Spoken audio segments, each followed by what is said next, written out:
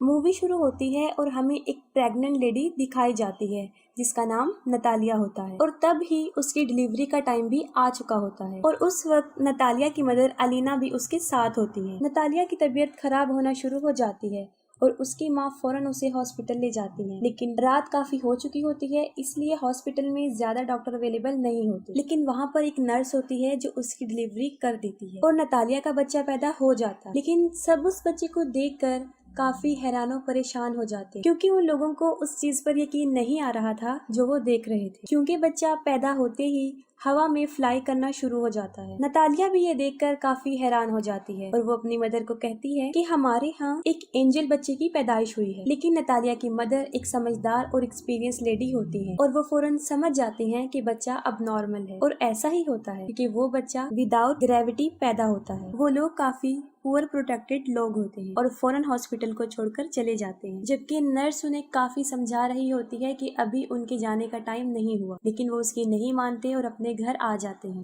जब वो लोग घर आ जाते हैं तब नतालिया की मदर उसे एक अजीब सा क्वेश्चन पूछती है। वो पूछती है कि तुम याद करो कि इस बच्चे का बाप कौन है, लेकिन नतालिया को याद नहीं आ रहा होता कि उस बच्चे का बाप कौन है। फिर उसकी मदर उसे बताती है कि ये कोई नॉर्मल बच्चा नहीं है और इस बात को हमें राज रखना, और अगर इस बात का किसी को पता चल गया तो हमें कई मुसीबतों का सामना करना पड़ सकता। फिर वो बच्चे का नाम सिलेक्ट करते हैं, तब उसका नाम ऑस्कर रखा जाता है और ऑस्कर सच में नॉर्मल बच्चा नहीं था क्योंकि उसे संभालना काफी मुश्किल था। जब वो लोग उसे अकेला छोड़ते थे तो वो छत से ही चिपक जाता था और देर तक वहीं चिपका रहता था। ये देखकर उसकी नानी उसके लिए काफी बेल्ट्स बनाती हैं ताकि वो बच्चा जमीन पर ही रहे, और छत को भी वो काफी सॉफ्ट और लाइट वेट बना देते हैं ताकि बच्चे को चोट न लगे, क्योंकि उन लोगों को इस बात का भी डर था कि अगर उन्होंने इसे बाहर अकेला छोड़ दिया तो वो हवा में उड़ जाएगा और स्पेस में कहीं चला जाएगा। तभी वो लोग ऑस्कर के लिए काफी कॉन्शियस होते हैं और उसकी नानी और उसकी माँ उसका काफी ख्याल रखते हैं। फिर वक्त के साथ साथ ऑस्कर बड़ा होना शुरू हो जाता है, लेकिन वो घर पर ही रहता है क्योंकि उसकी नानी उसे बाहर जाने नहीं देती। घर रहकर वो मोस्टली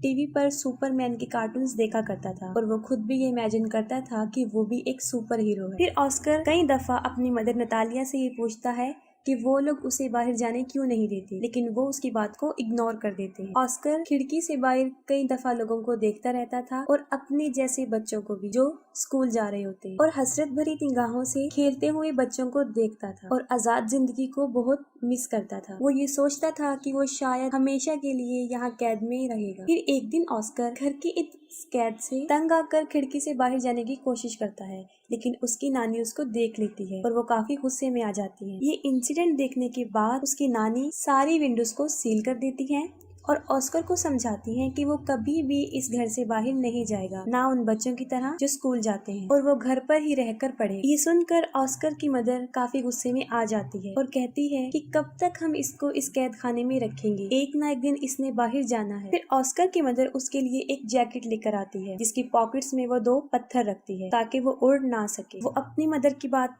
नहीं सुनती और ऑस्कर को बाहर ले जाती है और साथ में वो ऑस्कर को ये भी बताती है कि वो सुपरमैन की तरह अपना राज किसी को नहीं बताएगा, वरना वो भी कभी सुपरमैन नहीं बन सके। फिर एक दिन ऑस्कर अपनी मदर के साथ कुछ सामान परचेज करने चला जाता है और वहाँ पर एक बच्ची से टकरा जाता है। उस बच्ची का नाम अगाथा होता है। अगाथा का सारा सामान उसके हाथ से नीचे गिर जाता है और वो ऑस्कर पर काफी चिल्लाती और ऑस्कर को 2 पानी की बोतल्स दे देती है कि अब तुम्हारी पनिशमेंट ये है कि तुम इसे मेरे साथ मेरे घर लेकर जाओगे। लेकिन ऑस्कर इसके लिए इनकार कर देता है, लेकिन अगाथा उसे बहुत इंसिस्ट करती है। तब ऑस्कर इसके लिए राजी हो जाता है और अपनी मदर को बगैर बताए वो उस बच्ची के साथ चला जाता है। अब ऑस्कर के हाथ में 2 भारी बॉटल्स होती हैं और उसके पॉकेट्स में पत्थर भी होते हैं, जिसकी वजह से वो काफी हैवी महसूस कर रहा होता है। वो अपनी पॉकेट से दोनों पत्थरों को निकालकर फेंक देता है। अब अगाथा के साथ उसकी फ्रेंडशिप हो जाती है। फिर अगाथा अपने घर पहुंच जाती है और वो ऑस्कर से पानी की बॉटल्स मांगती है, लेकिन ऑस्कर पानी की बॉटल्स देने से इनकार कर देता है क्योंकि उसे पता होता है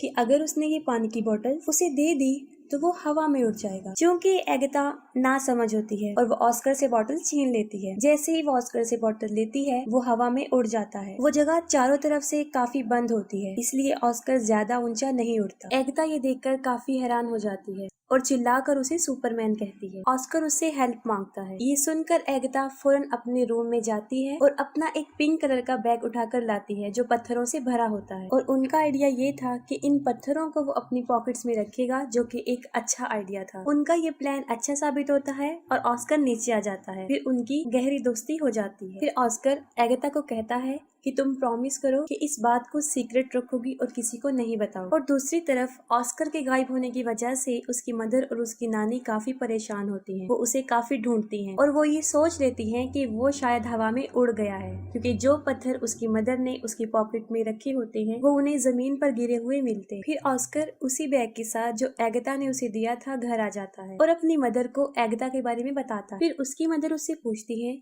कि कहीं तुमने अपना राज उसे तो नहीं बता दिया, लेकिन वो अपनी मदर से झूठ बोल देता है कि मैंने नहीं बताया। फिर ऑस्कर और एगाथा कई दिन तक एक दूसरे से मिलते रहते थे। फिर एक दिन ऑस्कर की मदर को इस बात का पता चल जाता है कि एगाथा उस राज के बारे में जानती है। फिर उसी दिन के बाद उसकी मदर उसे एगाथा से मिलने नहीं देती, जबकि एगाथा काफी दफा ऑस्कर से मिलने उनके घर पर आती थी, लेकिन नतालिया उसे दरवाजे से ही भेज देती। फिर उन लोगों के आसपास के लोग उन्हें मशकूक निगाहों से देखने लगे, क्योंकि उन्हें ऐसा लग रहा था कि शायद ऑस्कर की मदर और नानी उसके साथ बुरा सलूक करती हैं, तभी वो उसे घर से ज्यादा बाहर आने नहीं देती और वो स्कूल भी नहीं जाती। फिर इस बारे में वो पुलिस को बता देते। फिर अगले दिन पुलिस उनके घर आ जाती है और उन लोगों को वार्न करती है कि वो ऑस्कर को कल से स्कूल भेजें, और मजबूरन उन लोगों को ऑस्कर को स्कूल भेजना पड़ा। फिर ऑस्कर की मदर उसके साथ स्कूल जाती है और उन्हें इस बात का भी ख्याल आ जाता है कि ऑस्कर एक नॉर्मल लाइफ नहीं जी सकता। फिर वो ऑस्कर को ले आती हैं और उनकी आंखें आंसुओं से भर जाती हैं। उसकी मदर इस सारी बात को समझ जाती है और वो घर छोड़ने का फैसला करते हैं। फिर वो अपने घर को छोड़कर बहुत दूर एक जगह पर रहना शुरू कर देते हैं। काफी साल गुजर चुके होते हैं।